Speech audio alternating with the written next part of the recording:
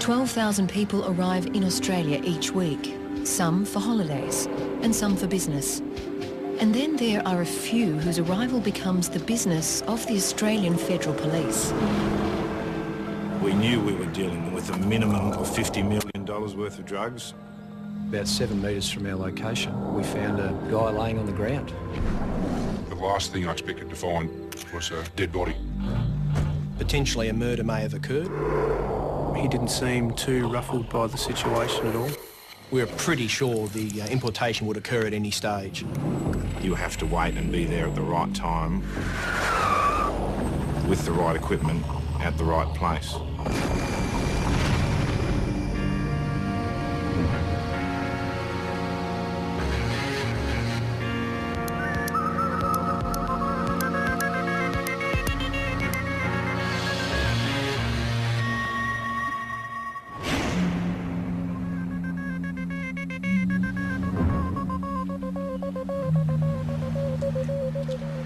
The Australian Federal Police had been given a tip that a large amount of narcotics was about to enter our shores.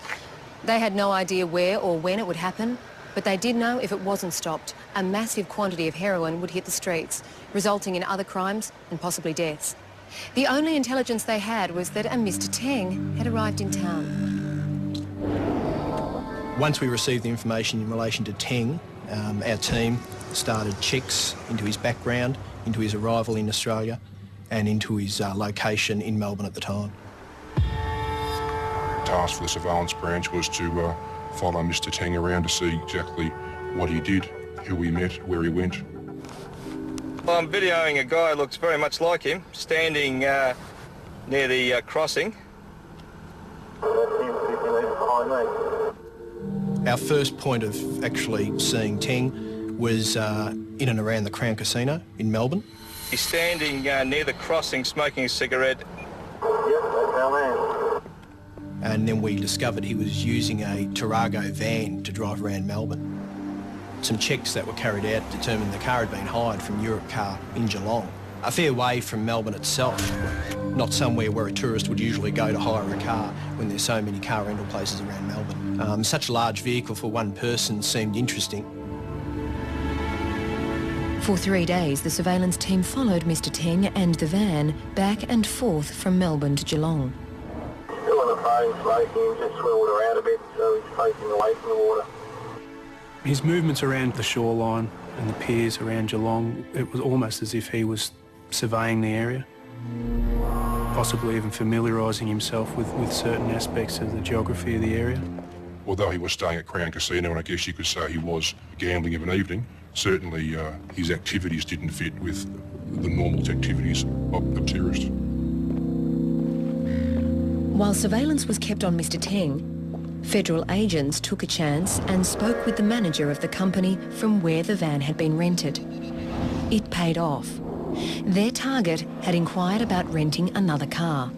Mr. Teng stated that he wanted a four-wheel drive. His family was coming out here and he needed it for luggage, which we, at that stage, believed was false. We thought he was going to put something sizeable in the boot there and it wasn't going to be luggage. The idea of boot space, if it was narcotics, what quantity are we looking at? We must be looking at a reasonable size importation, if in fact that was what he intended to do. Europe Car Geelong didn't have a four-wheel drive available, so the AFP actually rented a four-wheel drive on their behalf and had it set up ready for Teng to rent from Europe Car. The next day, the four-wheel drive with listening devices was delivered. Europe Car, on our behalf, contacted Teng, stating they'd just come across a four-wheel drive that was available for his rental, and that allowed us to get Teng back to the office so we could take some surveillance of him and commence our monitoring of his movements and any conversations that he may have. He looked at the four-wheel drive, looked again at the Tarago, and decided there wasn't enough room in the four-wheel drive itself for what he wanted it for. When you have these operations, things seem to go smoothly for a period of time. All of a sudden, it's Murphy's Law, what can go wrong will go wrong.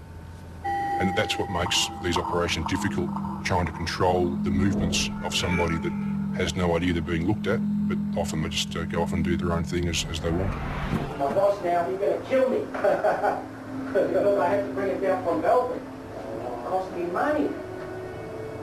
Doesn't matter.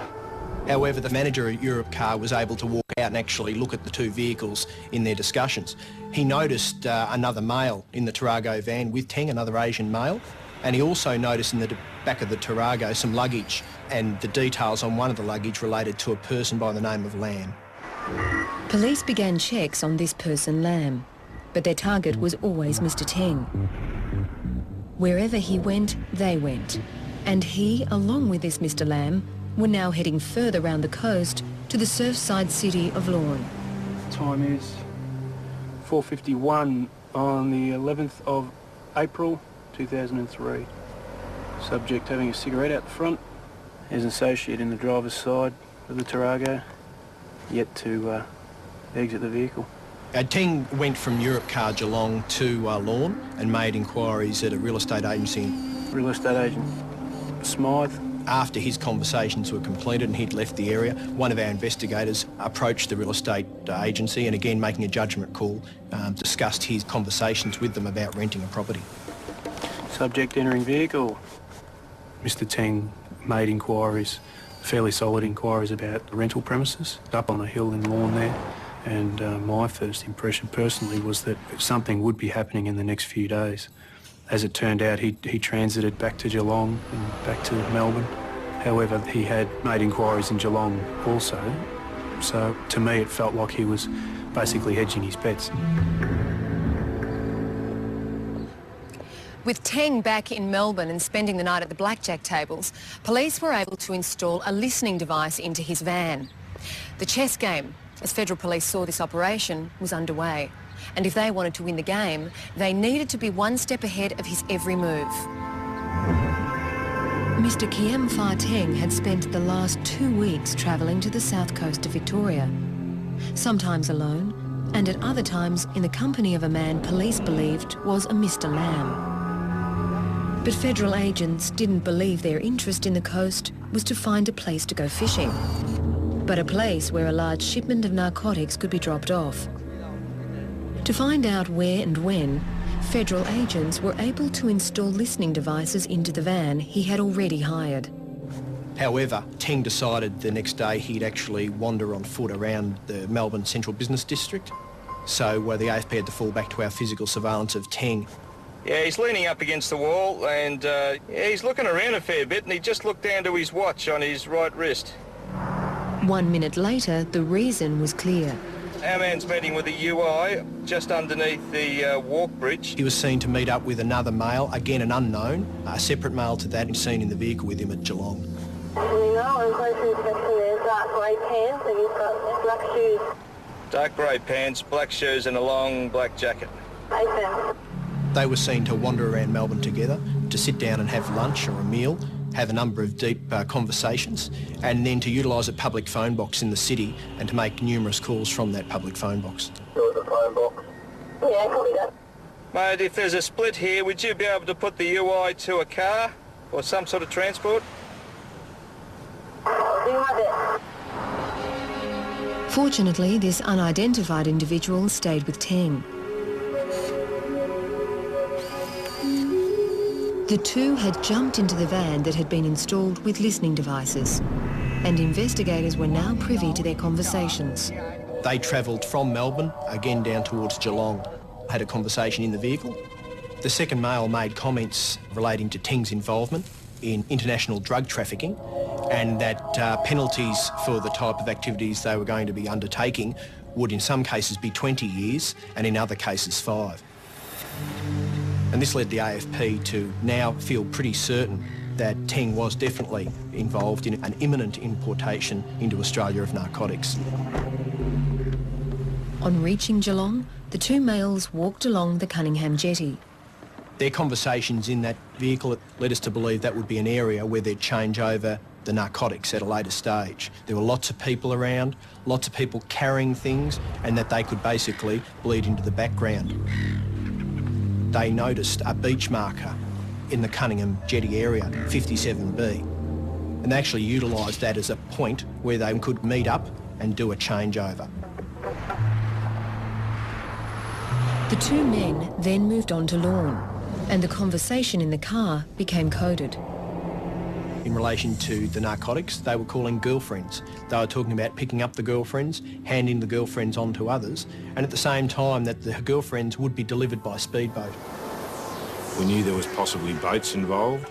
We knew there was 150 units, or that was the figure they were talking. Units are a 300-gram block, a 700-gram block. It depends on their particular jargon, the criminals' jargon. If you look at it in terms of the street value, each kilo is $1 million, and that's probably an underestimation. So we knew we were dealing with a minimum of $50 million worth of drugs up to $150 million worth of drugs. And the higher the stakes the criminals are playing with, the more danger, obviously, for everybody involved. That being the case, we had to make sure that we had an appropriate amount of resources and appropriate level of members available to undertake a safe arrest once we're at the resolution stage. So what we had to do was just get down there, get all kitted up and be ready for the 100 different situations that could occur. And so it was a case of hurry up and wait. In that case, it's very much like the army. You have to wait and be there at the right time with the right equipment at the right place. We have to be prepared at all hours of the day to respond at an appropriate level, whether that's 2 in the morning after no sleep or just during a normal business day. We'd just taken 10-15 minutes break to have something to eat. Yeah, Roby. And we received a telephone call that surveillance had lost contact with Mr Tang in the Geelong area, and that one of the possibilities was that Mr Tang was travelling towards Lorne. All right, we'll keep an eye out. All right, good.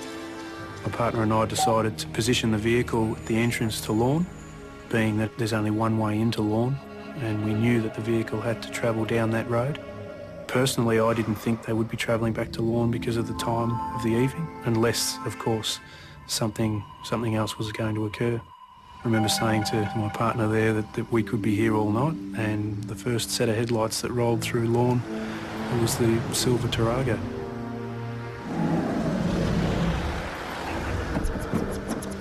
What would normally take an hour to travel from Geelong to Lorne had taken them only half the time. But they didn't stop at Lorne, and Agent Roby and his partner were in pursuit. We were the only 2 cars on the road. I was very wary not to be too close to the back of the Tarago, being the only other vehicle on the road, and made inquiries as to how far surveillance were going to be. And I was told that surveillance would probably be another 15 to 20 minutes behind. My partner and I realised at that stage that if anything significant was happening within the next 15 to 20 minutes, then we'd be the 2 members that would be required to do something. His premonition appeared correct. On the horizon, a boat appeared. A boat that had never been and shouldn't be in Australian waters. At this stage, Federal Agent Chris Roby and his partner were following the Tarago around the Great Ocean Road at fairly high speeds on an extremely bad night. That being the case, we were quickly trying to have other surveillance members move down into the area to assist Chris Roby. We'd lost sight of the car for a good 2 or 3 minutes around the bluff, and I remember making that turn around the bluff and seeing quite a large ship, no more than a kilometre off the shore, and it was very, very well illuminated. It certainly was some sort of indicator for this vehicle, I'm certain of that. Then the van pulled into a parking area above the rugged coastline and in direct sight of the ship. The occupants of the vehicle were still seated in the vehicle, however their interior light was on, and I could clearly see Mr Tang in the driver's seat. The headlights were still on, which suggests to me that he could have possibly been marking that spot for members on board that ship to travel to that point. Being the only other vehicle on the road, we had no other option at that stage but to continue past the Tarago. There's nowhere to pull over. So all Agent Roby could do was to make U-turns at certain intervals and drive past the suspects while he waited for backup. The area along the coastline there is extremely isolated and vehicles stand out, especially at that time of the evening. We were quickly trying to assess where we would be able to locate agents and surveillance members to continue physical surveillance of the suspects if the importation occurred. But just as reinforcements arrived, the suspects were on the move. Yeah, 2 at the front talking. Surveillance officers followed them to the Grand Pacific Hotel in Lorne. They watched as Teng took a phone call and then headed back alone to the place from where he'd come. The surveillance operatives noticed a car with its brake lights on, parked at the side of the road, honking its horn. They chose again to drive on by, but noticed that Teng pulled over to meet the other vehicle, which was a blue Ford Focus.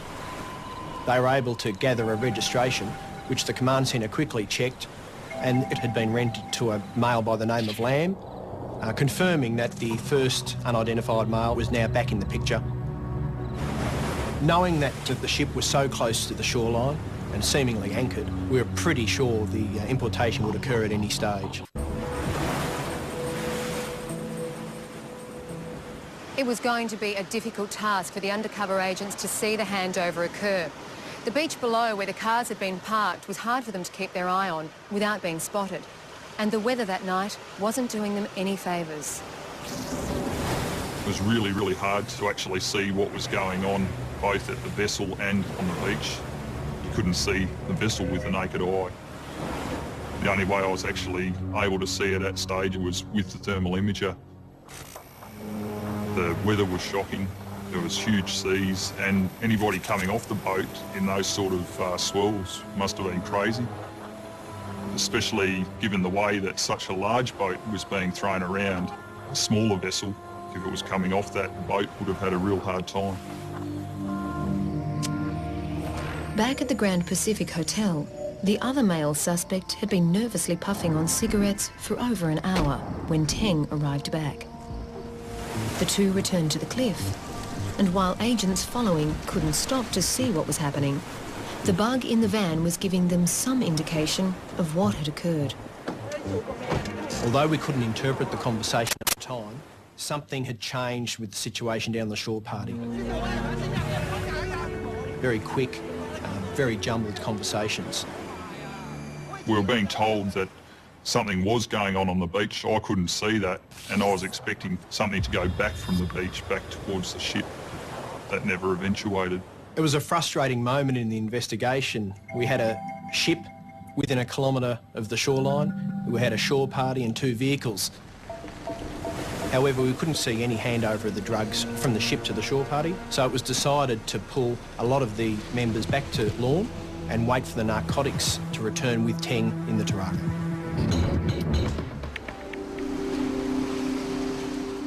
The Tarago returned to the Lorne Hotel and parked in one of the car parks underneath the hotel, and Teng and Lee were seen to head upstairs to their room.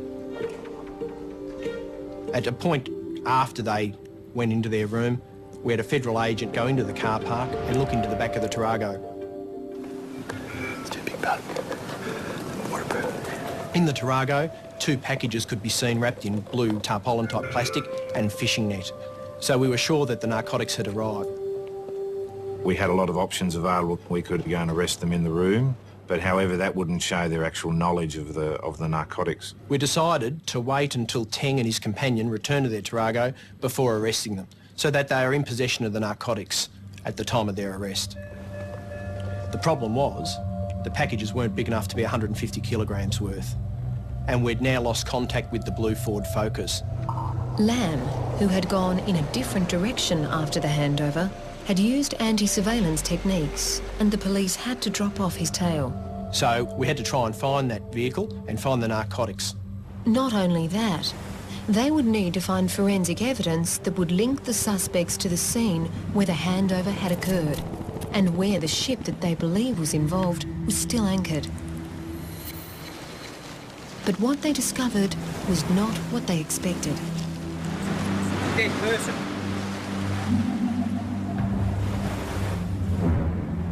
It was the dawn of a new day, and the ship that was difficult to see the night before was still anchored off the coast of Lorne. It was now able to be identified as the Pong Su. We determined very quickly that the Pong Su had been recently registered to Tuvalu, a small nation in the Pacific, but that its previous origins were from North Korea. The transfer from being a North Korean ship took place less than a month before its arrival. They'd spent $12,000 changing the registration, And we believe that was to not gain the attention of authorities as the ship moved in and around Australian waters. However, the pongsu was detected, and police believed a portion of drugs that was sitting in the van underneath this hotel had come from that ship. And the two suspects who had taken possession of those drugs were about to be arrested. Our plan at that stage was to try and contain them there, to do something to their car that made them stop to repair it, and we came up with letting down the front tyre. They would then start to take off the wheel, and we would cordon and contain them and arrest them peacefully. Things didn't go exactly according to plan, as happens in these situations. He had seen the flat tyre, looked around, definitely saw us sitting there, and he took off at quite a rate of knots. So we had to take this vehicle out as quickly as we could.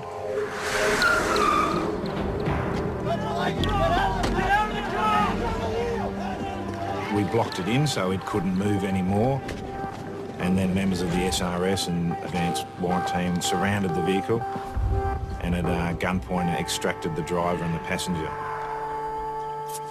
When I arrived at the area, I saw Mr. Tang face down on the road in handcuffs, restrained. And on the passenger side was the accomplice. He was fairly quiet. He didn't seem too ruffled by the situation at all. He certainly didn't seem like someone who was just attempting a large-scale importation for the first time. He was right. As they discovered, Mr. Chin Kwon Lee had form. He'd previously escaped from a jail in Denmark where he'd been arrested for drug running in Europe, and he was well known to Interpol and had been involved in drug smuggling in and around Asia and Europe itself. The boot was opened and there was what appeared to be 40 to 50 kilos of what we presumed was heroin from the nature of all the investigations. There you go. Merry Christmas. We knew we'd stopped $40 to $50 million worth of heroin on the street, so there were a lot of very happy federal police at that stage. It's very waterproof. The blocks were heavily wrapped in a number of layers of plastic. This might be your bottom line. And there's another layer there. Which went to the notion that they had been carried over from the ship. Each was marked with the brand Double UO Globe, a high-quality brand of heroin. And when field tests were done, the contents were confirmed as being just that. Police have netted Victoria's biggest ever heroin haul, uncovering $60 million worth of the drug at a raid in Lorne. Police seized 40 kilograms of heroin concealed in waterproof bags as it was unloaded from a ship.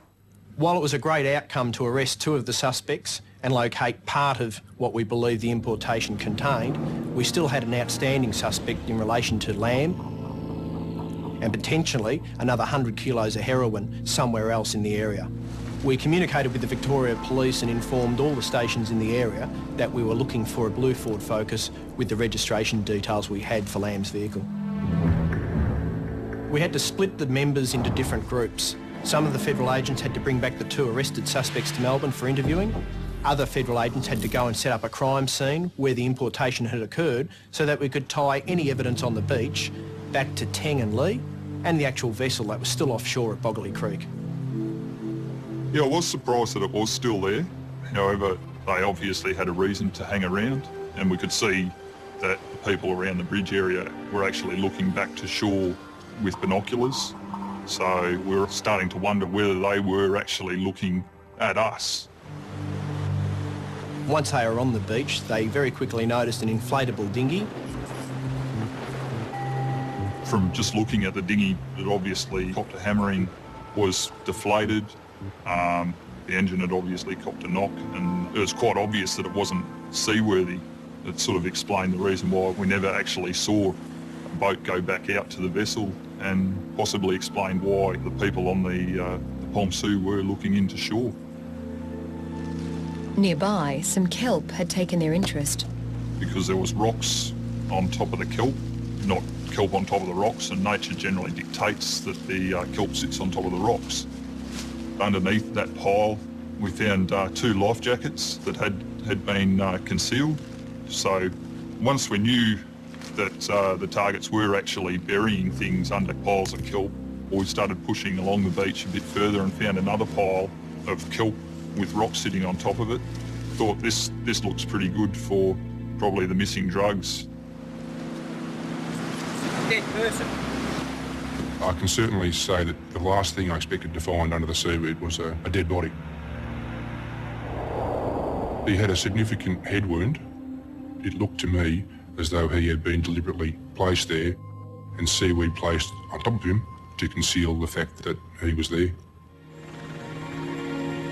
We're now in a really serious situation. There was a dead body on the beach.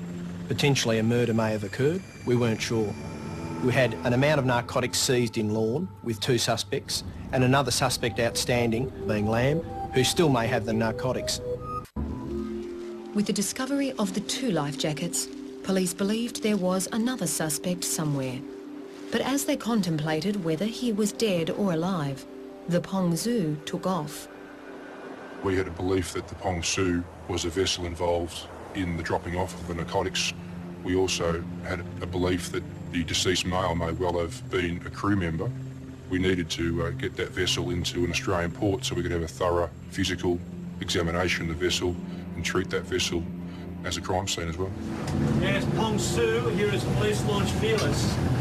You are directed to turn your ship about. Over.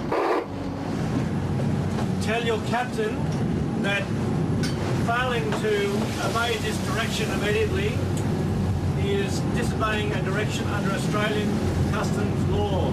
Over. Pong Su, here is Police Launch Fearless. Under the Australian Customs Act, you are hereby directed to alter course and make directly for Eden Port. Over. Matrese Pong Su, we are having breakfast with a mama. And Pong Su, you are to alter course immediately for Eden Port. You are heading on a course that is not appropriate. Over. As Australian Federal Police continued to urge the Pong Zoo into port, Victorian police divers had been brought into the investigation. There was some suggestion that there may have been a second person who had come ashore and had not been located because there were 2 life jackets, and that it was more than probable that that person was deceased because they'd only found the body of one person buried under some seaweed there earlier on that day.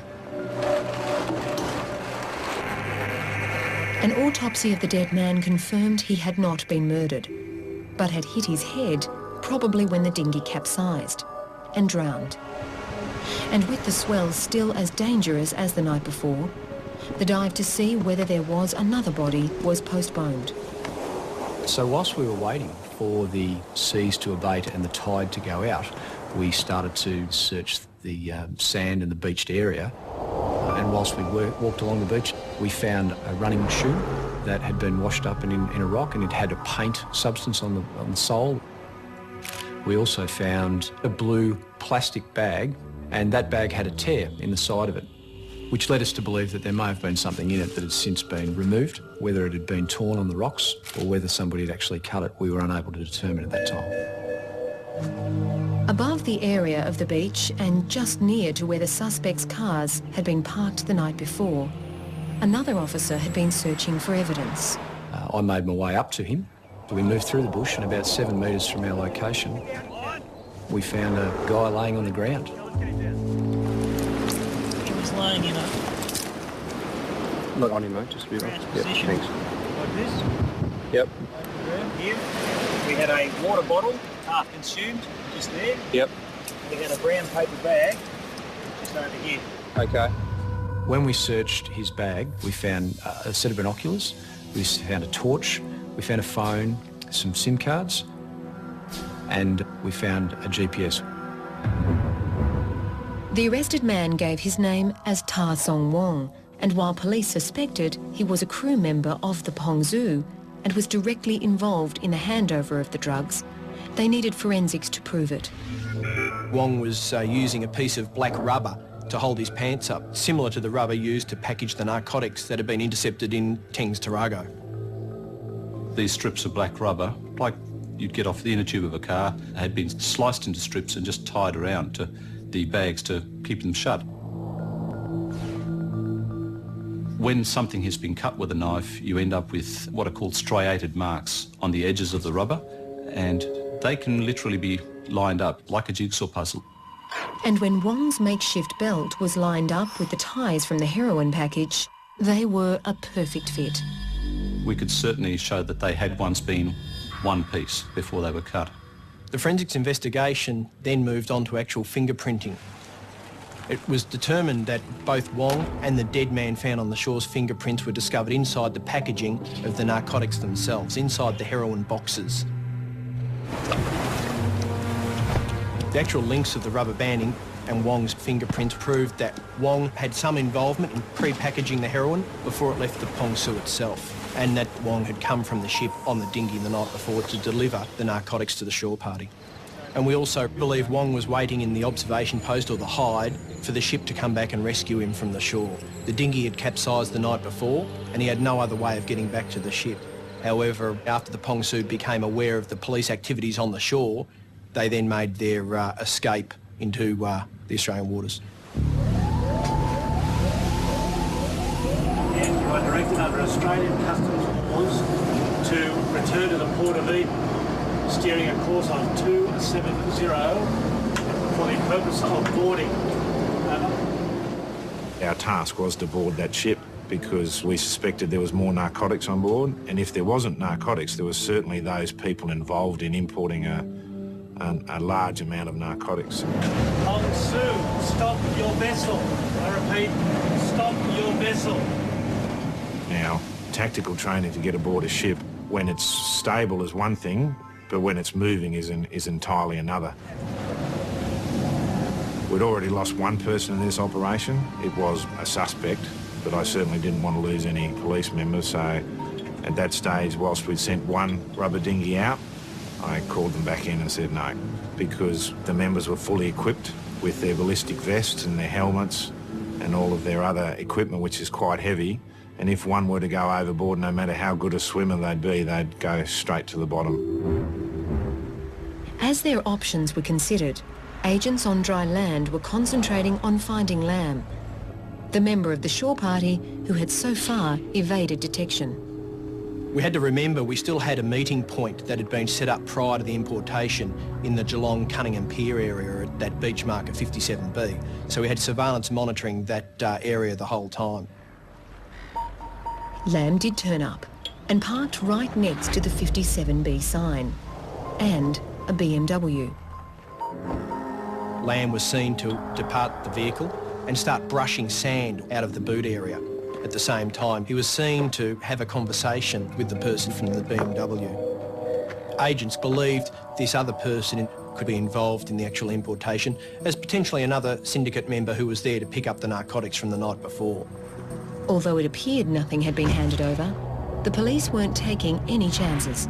A decision was made to intercept the BMW to try and identify the person in the vehicle, but it was quickly determined that the person was just a member of the public and had no involvement in the actual investigation we were carrying out.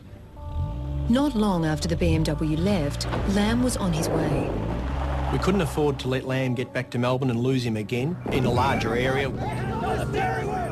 That's why the decision was made to intercept him at that stage so we could maintain control of him and the location of the narcotics. However, after searching his vehicle, we quickly discovered there were no drugs secreted in the car at all. The fact that Lamb had brushed sand from his car gave police hope that the drugs hadn't hit the streets of Melbourne and were hidden somewhere nearby. And in order to find them, they would literally need to turn to the heavens for help. While the AFP had arrested 4 men over the importation of 50 kilos of narcotics, they still believed up to 100 kilos of heroin was outstanding. They hoped that the GPS that was found on Wong might lead them to it. A global positioning system will display in coordinates on your device whereabouts on the world surface you are. So it's all to do with distance, time and signals that are sent from at least 4 satellites to the device that you're using to receive that data. And it has an onboard memory, and when we downloaded the information from the GPS. It was found on Wong, and we found that there were 3,000 separate pieces of information contained on the memory within that device. However, it was quite apparent that Wong hadn't brought the GPS to the area because it had plotted a number of points in and around the coastal area of Lorne and Geelong for some time prior to the Pong Su arriving. In the period after the ship arrived and after the handover occurred, the coordinates for the GPS were in one place only, the place that Wong had been found. And in that area, the missing heroin had not been located. We believed he'd been handed the GPS by one of the shore party when they discovered he couldn't get back to the ship. But it was the activity on the GPS before the ship arrived that was being scrutinised. Not only did the data marry up to all the places that the three suspects had been seen, but there was one spot, 40 kilometres away from the drop-off zone, that had been visited numerous times. And it was in the middle of nowhere. It was on the side of a road, and it really warranted a second look. The last known visit to the area was half an hour before the handover occurred. At that time, Teng and Lee were under surveillance, so the person holding the GPS was more than likely to be Lam, and police wondered whether he may have returned to the site with heroin in hand. And as we approached the point, I was just reading off the GPS and it said 50, 40, 30, 20, 10, it said we're here. And I looked down on the ground, I picked up a plastic bag, and contained within that plastic bag was 2 photographs of Lam. While no heroin was discovered in this area, other vital evidence had been. There was a mobile phone starter kit with Lam's fingerprint upon it. Most importantly, there was an A4 sheet of paper that was a shipping invoice for the Pong Su. This was significant because Mr. Lam had indicated that he was not involved in this incident at all, and we'd now found physical evidence that linked Lam to the Pong Su, which was currently heading up the coast towards Sydney. Pong Su, stop your vessel now! You have been told and warned numerous times. Are you altering course back to Eden Port, over? No, he's making a run for it. Pong Su, if you do not stop your vessel or alter course, we will stop your vessel, or the Australian government will stop your vessel using any method available. We were tasked to follow the ship and to cover it. Meantime, the people back in headquarters were getting the people most skilled and best equipped to do the actual takeout of the vessel. Motor vessel Pong Su, this is Australian warship. Rig your pilot ladder starboard side now. You know, at the present now, my crew members now sleeping now, so waiting some moment. No, sir. Please wake them up. I intend to board you. Over. The HMAS Stewart was sent from Sydney to intercept the Pong Su. Once it made contact with the Pong Su, it sent a helicopter where SAS soldiers boarded the ship and made it safe for the AFP to go on board. It now became another crime scene for us to search, to try and link the evidence on board the Pong Su with the rest of the evidence we had seized during the investigation. Okay, the time is 11:52 on Sunday the 20th of April 2003. The thorough search of the ship showed us that it was most probably a smuggling ship for the purpose of actually moving narcotics in and around the world. Water tanks on the ship had been converted to fuel tanks, basically giving the ship a greater capacity to travel without stopping to take on fuel. A huge amount of food had been found on the ship, also allowing the crew to survive for some time without going to port. The reason for this would be obvious. By not having to go to port, especially in Australia, they wouldn't come to the attention of authorities that may be wanting to check the ship. A systematic search began this morning. Every room, cupboard and panel. Specialised X-ray and chemical equipment taken aboard. Even the ship's filter and vents were checked. We were given a running shoe from the beach near the dead body, which had a number of paint stains on it, and we were asked if there was any possibility that we could match paint from the shoe with any paint found on the Pong Su. Paint samples and scrapings from the deck of the ship were analysed and compared. We were able to match a number of features of the paint, not conclusively, not 100%, but very, very likely that the paint on the shoe was the same as found on the deck of the Pong Su. When the dead person was found, he wasn't wearing shoes. So the links between the dead man, Wong, the ship and the shore party continue to grow. But we still had the problem of the missing narcotics that we believe Mr. Lamb was in possession of at some stage. We had to find it. It was imperative that that drug be discovered before someone else got their hands on it. The night the drugs came ashore and were handed over to the shore party, Teng and Lee headed back to Lorne to their hotel. Lamb had headed in the opposite direction. Our surveillance operative attempted to follow Lamb, however he was using what's known as anti-surveillance measures. As a result, the agents dropped off Lamb, but they knew the direction he had travelled. Now an extensive search along a 25-kilometre stretch of road and bushland was being undertaken. It took a few days, but eventually we won. We found the drugs in a small trench covered in leaves and other trees.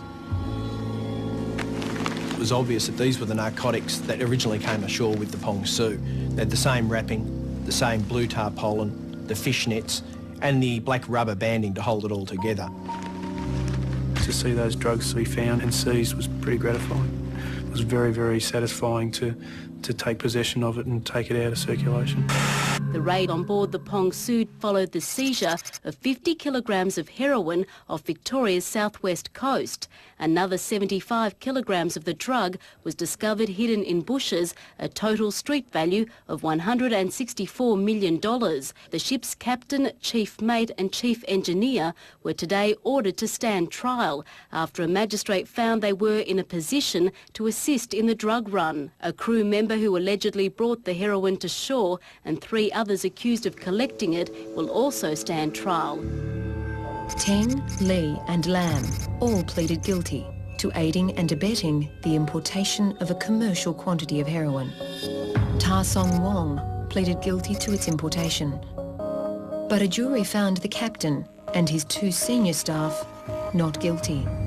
Regardless of who surrounding that narcotic importation is convicted, at the end of the day you have to be happy with the fact that we achieved what we wanted to achieve, and that was to stop the narcotics reaching the community.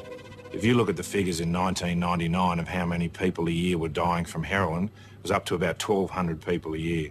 And now it's back down to around 300 people a year. So we have made a difference. The 4,000-tonne vessel was towed out to sea about 140 kilometres off the New South Wales south coast. An F-111 jet fighter lined up the vessel and bombed it. That syndicate won't be doing that again. That ship won't be doing it again. It's at the bottom of the ocean. So the results were very good. I think it did send a very strong message right around the world that Australia won't put up with this.